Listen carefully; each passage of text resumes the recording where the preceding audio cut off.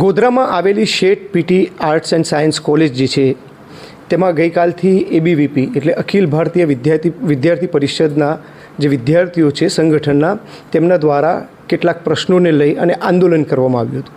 આ આંદોલન ઘણા લાંબા સમય એટલે કે ઘણા દાયકાઓ પછી થયું. આંદોલનના પાછળના ઘણા રહસ્યો અમે જાણ્યા, તેના વિશે સમજ્યા, તેના પુરાવાઓ પણ અમે જોયા. અમારી સાથે જે મંડળ છે, ટ્રસ્ટ છે, તેના પ્રમુખ બેઠા છે. પંચમહાલ શિક્ષણ પ્રચારક મંડળ છે, ભૂપેશભાઈ શાહ મારી જોડે બેઠા છે. ભૂપેશભાઈ સાથે આપણે વાત કરીશું કે વિદ્યાર્થીઓના જે પ્રશ્નો છે તેના નિવારણ માટે શું વિચાર્યું છે અને આ પ્રશ્નોનું ઉદ્ભવ સ્થાન શું છે. આ પંચમહાલ શિક્ષણ પ્રચારક મંડળ સૌથી પહેલાં તો સ્વર્ગસ્થ શરદકુમાર એ શાહ ચલાવતા હતા. ત્યાંના પછી હું હેન્ડલ કરવા માટે અહીંયા બિરાજમાન થયો છું.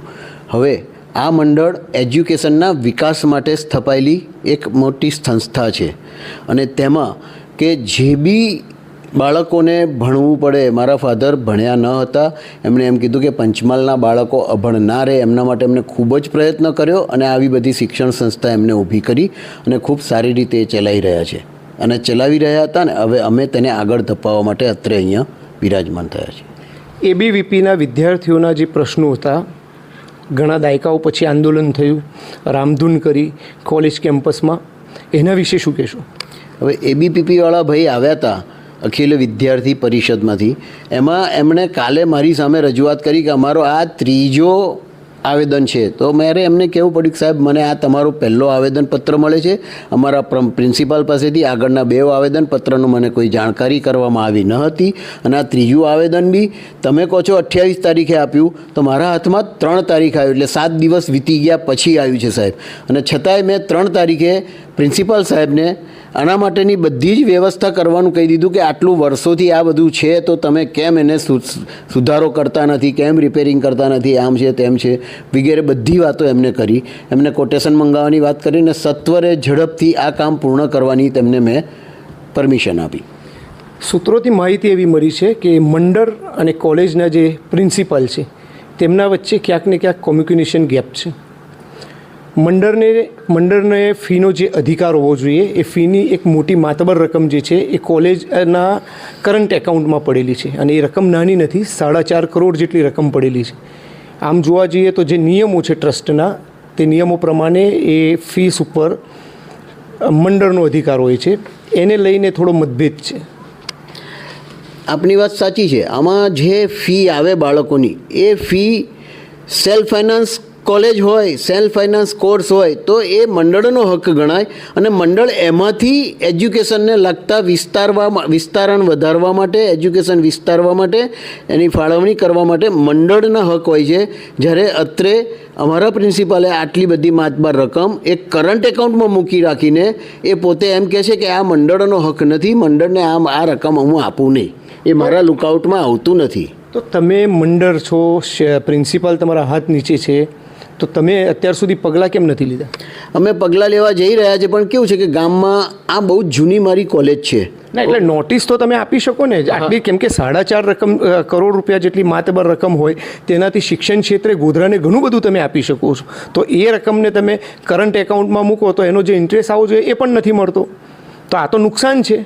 તો ગોધરાની જૂની કોલેજ છે, જૂની સંસ્થા છે, તે આવી રીતે નુકસાનમાં જઈ રહ્યા છે, તો તમે એમાં કારણદર્શક નોટિસ તો આપી શકો કે ના આપી શકો?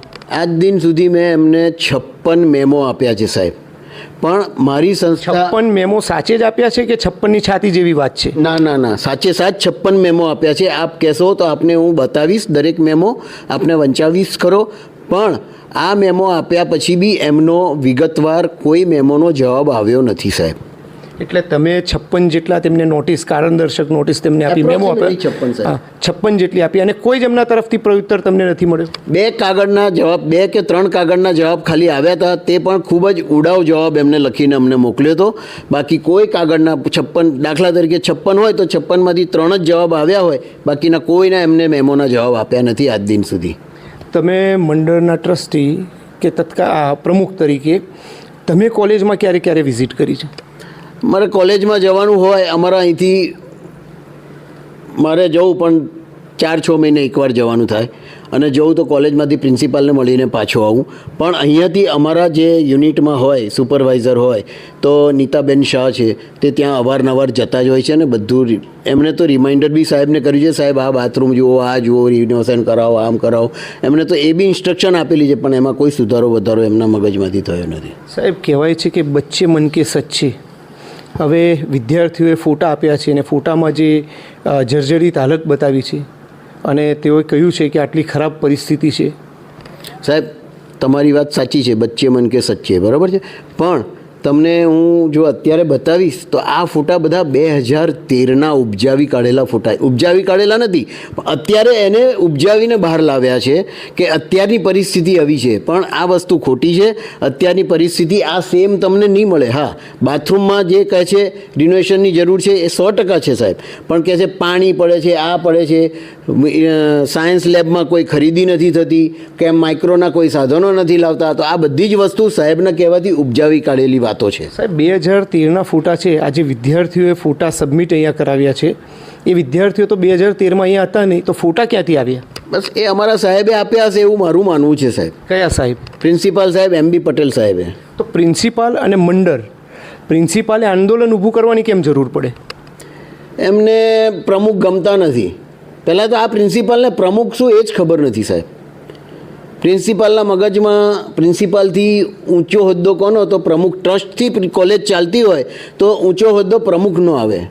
તો એમને એ ગમતું જ નથી. કેમ કે એમને મંડળને પૈસા આપી દેવા પડે તે નથી ગમતું. જે મંડળના પૈસા છે, મંડળનો હક છે.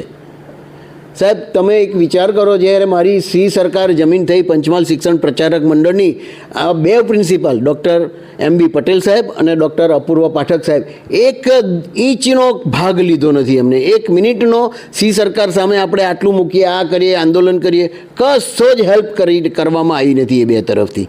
એમને એ જમીન બચાવવા માટે બી કોઈ પ્રયત્ન કર્યા નથી સાહેબ. તમે આટલી બધી બેબસી બતાવો છો તો સરકાર તો ગ્રાન્ટ આપતી હશે ને? સરકારની આ કોલેજ ગ્રાન્ટેડ છે તો સરકારની ગ્રાન્ટ આવી જોઈએ, ગ્રાન્ટમાંથી કોલેજનો વિકાસ થવો જોઈએ. તો ગ્રાન્ટ ક્યાં છે? આમાં સરકારમાંથી ગ્રાન્ટ આવતી હોય તો ડ્યુ ટુ ઓડિટ રિપોર્ટ. આમાં ઓડિટ રિપોર્ટ ના કહેવાય. ઓડિટ રિપોર્ટ તો રિટર્ન ફાઇલ કરવાનું એને કહેવાય, પણ એ ઓડિટ કરાવતા નથી અને આ રિટર્ન તૈયાર કરાવતા નથી. ઓડિટ કરાવવાની જવાબદારી તો મંડળની હોય ને, કોની હોય? ના ના સાહેબ, ઓડિટ કરાવવાની, કોલેજના રિપોર્ટની ઓડિટ કરાવવાની જવાબદારી પ્રિન્સિપાલ અને તેના ક્લાર્કની જ છે. એમાં મંડળ જરાક બી ના આવે. અને એ ઓડિટ થયા પછી મંડળના ઓડિટ રિપોર્ટમાં એ બે એકાઉન્ટનું મર્જ કરવામાં આવે અને એના પરથી મંડળનું ઓડિટ રિપોર્ટ તૈયાર થાય. અમે છેલ્લા ઘણા વર્ષોથી કોલેજના ઓડિટ રિપોર્ટ વગર મંડળ પોતાનું ઓડિટ રિપોર્ટ કરાવીને રિપોર્ટ ફાઇલ કરતું આવ્યું છે. તો આ ઓડિટ રિપોર્ટ નથી થતો, જેના કારણે સરકારની ગ્રાન્ટ અહીંયા નથી મળતી. તો કેટલા વર્ષથી આ ઓડિટ રિપોર્ટ નથી થયો? ઓડિટ રિપોર્ટ 2011-12થી બંને કોલેજના ઓડિટ રિપોર્ટ બાકી છે. અને એ ઓડિટ રિપોર્ટના હિસાબથી ઘણા વર્ષોથી, એના પહેલાંથી બી જે અમને ગ્રાન્ટમાં ભાડું મળતું હતું ગવર્મેન્ટનું, તે પણ મળતું બંધ થઈ ગયું છે. નો ડાઉટ એ વર્ષો પહેલાં 68,000 જ આખા વર્ષનું ભાડું મળતું હતું. નજીવી રકમ છે, જૂના જમાનો હતો. એના કરતાં જેમ જેમ નવા વર્ષમાં આવતા જઈએ તો મોંઘવારીના ભથ્થાના હિસાબે એ બધું વધતું જાય. પણ જ્યાં તમે ઓડિટ જ તૈયાર ના કરાવો, જ્યાં તમે ડેટા જ ના પૂરા પાડો, તો ગવર્મેન્ટ તમને આપવાની જ નથી. એ બધી ગ્રાન્ટ લેપ્સ થઈ જાય. અત્યારે એ બધી જ વસ્તુ ગવર્મેન્ટમાં જ પડી છે.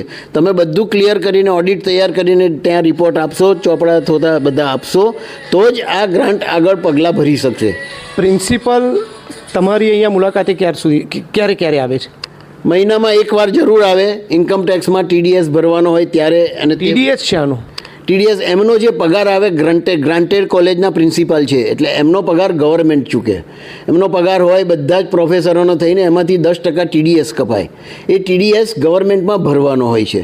તો એનું ટોટલ બધું જ કેલ્ક્યુલેશન કરીને આવે ને એમના ચેક ઉપર મારી સહી, એમની સહી હોય, એક સહી અને બીજી સહી પ્રમુખ સાહેબની હોય. પણ TDS જે હોય એ તો જે પગાર મેળવ્યો હોય એ વ્યક્તિને કપાવવાનું હોય. એવો 2-3 હજાર 4 હજારની સામાન્ય રકમ હોય તો એ રકમ ના. આ બધા જ આખા કોલેજના પ્રોફેસરો ગ્રાન્ટેડ કોલેજના પ્રોફેસરો છે એટલે એમનો બધો જ પગાર ગવર્મેન્ટ કરે પગાર. ને એ ગવર્મેન્ટનો એક કોલેજમાં એમનો એકાઉન્ટ જુદો હોય કે સેલેરી આમાં જ પડે સેલેરી એમને એકાઉન્ટમાં જાય, TDS કાપીને આ એકાઉન્ટમાં જમા થાય. તો એ એમને ભરવાનો હકદાર છે કે પ્રિન્સિપાલે આ બધાનો TDS કાપીને પેમેન્ટ કર્યું છે, તો TDS ભરવાનો હકદાર પ્રિન્સિપાલ થાય છે. એક બીજો મહત્ત્વનો પ્રશ્ન છે, લો કોલેજની વાત છે. લો કોલેજમાં વિદ્યાર્થીઓ જે ભણતા હતા, જે કાયદાનું જ્ઞાન મેળવતા હતા, એ વિદ્યાર્થીઓને સનદ નહોતી મળતી, અને એનું કારણ એવું હતું કે મંડળે કંઈક ફી નહોતી ભરી એમાં. હા, વાત તમારી ખૂબ જ સાચી છે. આ ઘણો વર્ષો જૂનો પહેલાંનો પ્રશ્ન છે. એમાં શરદભાઈ શાહ જ્યારે હતા ત્યારે તેઓએ શું કર્યું હતું કે આ અમારી 1214 તે વખત તો 1100 રૂપિયા ફી હતી, કંઈક એપ્રોક્સિમેટલી, એક્ઝેક્ટ આંકડો નહીં પકડતા, 1100 રૂપિયા જેવી ગ્રાન્ટેડ સ્કૂલની ફી, કોલેજની ફી હોય, અને એમાં 60 છોકરા આપ્યા હોય, તો 60 છોકરાની એટલી ફી આપણે 1400 ગણો ને આજના હિસાબથી. આજે 2100 છે, પણ તે વખતે 1400 સમથિંગ હતી. તો 1400ના હિસાબથી 60ની વચ્ચે કેટલો આંકડો આવે, એમાં ખર્ચા થાય, એ બધું બાદ કરો તો લાખ રૂપિયા બાર કાઉન્સિલને કેવી રીતે ભરી શકે? તો શરદભાઈ શાહે તે વખતે વકીલોને સોંપ્યું કે તમારા માટે હું વકીલો ઊભા કરું છું, અહીંયા કોલેજ ચલાવું છું, તો તમે આટલું વકીલ મંડળમાંથી આટલા મને ઉઘરાવીને આપો ને. એ ના થયું, એટલે ત્યારથી આ પૈસા ભરવાના બાકી હતા. પણ એક સારા સમાચાર તમને આપું છું આજે, કે હકીકતમાં બધા જ બાળકો જે ભણી ગયા છે, જેને સનદ લેવાની બાકી છે, તેને હવે સનદ મળશે. પ્લસ અમારે જે પૈસા બાર કાઉન્સિલને ભરવાના બાકી છે તે બધા ચૂકતે વ્યાજ સાથે, પેનલ્ટી સાથે અમે ભરી દીધા છે. એટલે હવે બધાને લો કોલેજમાં એડમિશન પણ મળશે અને બધાને સનદ મળશે. વાત હતી કે સેલ્ફ ફાઇનાન્સ થઈ રહી છે કોલેજ, લો કોલેજ. ના, અમારું મંડળ હજી સેલ્ફ ફાઇનાન્સ લાવવા માટે તૈયાર નથી. એટલે ગવર્મેન્ટ ગ્રાન્ટેડ રહેશે? ગ્રાન્ટેડ ચાલુ જ રહેશે, અને ગ્રાન્ટેડનું અમને 1 યુનિટ આપ્યું છે, એટલે 60 છોકરાને જીકાસ દ્વારા ફોર્મ ભરવું પડશે, અને એમાંથી જેને નંબર લાગશે એને જ એડમિશન મળશે. એમાં મંડળના પ્રમુખની કોઈ સીટ નથી, કોઈ જગ્યાએ કોલેજના એડમિશનમાં મંડળના પ્રમુખની કોઈ સીટ નથી, અને મંડળનો પ્રમુખ કોલેજમાં કોઈને એડમિશન આપી શકતું નથી.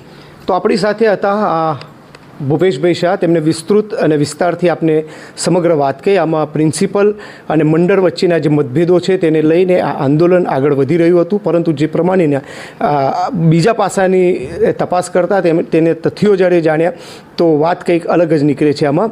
અને જે મુખ્ય વાત છે તે મંડળને પૈસા સોંપવાની વાત છે, અને મંડળ 4.5 કરોડ રૂપિયા જે પૈસા ઉપર તેમનો અધિકાર છે તેની માંગણી કરી રહ્યું છે, પરંતુ એ પૈસા પ્રિન્સિપાલ દ્વારા મંડળના ખાતામાં ટ્રાન્સફર કરવાની જગ્યા ઉપર પોતાની પાસે રાખ્યા છે. માટે ક્યાંક ને ક્યાંક આ 4.5 કરોડ જેટલી માતબર રકમ ન મળવાથી મંડળ શિક્ષણ ક્ષેત્રે આગળ ધપવાની જગ્યાએ ઊભું થઈ ગયું છે. આ વિડીયો તમે ફેસબુક ઉપર જોઈ રહ્યા છો તો મારા પેજને લાઇક અને શેર કરજો. યુટ્યુબ પર જોઈ રહ્યા છો તો મારી ચેનલને સબસ્ક્રાઈબ કરજો. બેલ આઇકન હશે ટચ કરજો, તાકી આવા જ સમાચારો સાથે આપણે નિરંતર જોડાયેલા રહી. શુક્રિયા.